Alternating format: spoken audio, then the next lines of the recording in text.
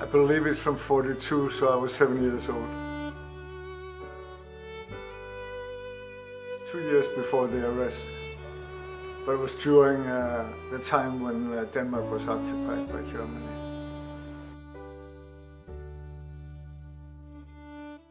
When I did the research for my book, I was reading some Danish books. And a well-known historian in Denmark, his name was Hans Metz, wrote in an article in a book that there was not a single Danish Jew who died in Theresienstadt due to starvation. And as a matter of fact, there were 41 Danes that died within the first 6 months. My father was not old, he was 40 years old, and he died of starvation. It had nothing to do with anything else. Annelise was born in 1964 on November 19, 1964. Hold on for a second. There. Thank you.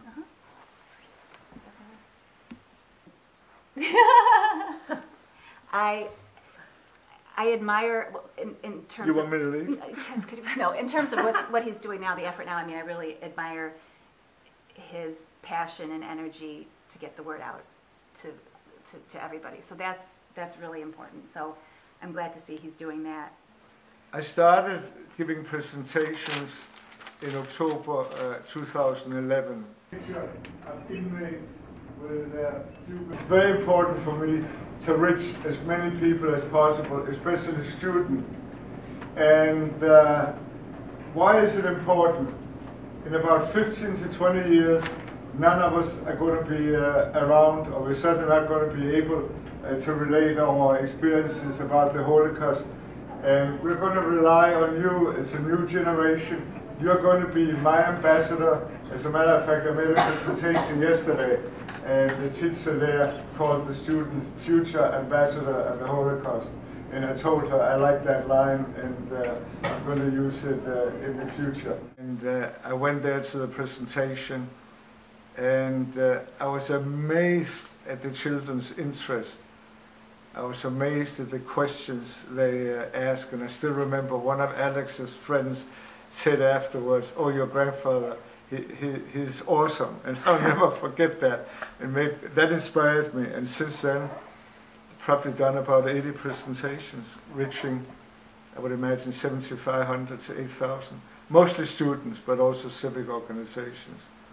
And it's very, very important to me. It's a major mission of mine now, as long as I'm able to do it, to talk to as many, especially students, so they can carry the message forward.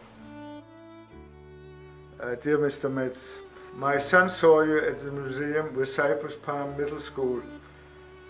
I know he wrote a thank you letter to you, but I didn't think you knew how much the things you said really meant to my son. We spent an evening talking about you and your experiences. You brought the reality of the Holocaust so clearly to my son. He is so sad that in 20 years there will be few, if any, survivors alive. Please take a moment to bask in my gratitude. Thank you with all my heart. And that makes it all worthwhile. It's amazing. It's amazing what the son did. It's very kind of the mother to write me a card. And I saw a tape, YouTube, the other day, and I'd be happy to send you, if I haven't already. There were students, there was a daughter of a Holocaust survivor who interviewed students at well-known schools, University of Pennsylvania, Drexel, and they didn't even know who Hitler was. They didn't know about Holocaust. It's amazing. Wow. There's an effort to make sure that when this generation passes, that there's still others around to tell the story. Okay. So I'll get involved. I think, I'm not sure how yet, with the museum and telling the story so that it keeps continuing through the generations.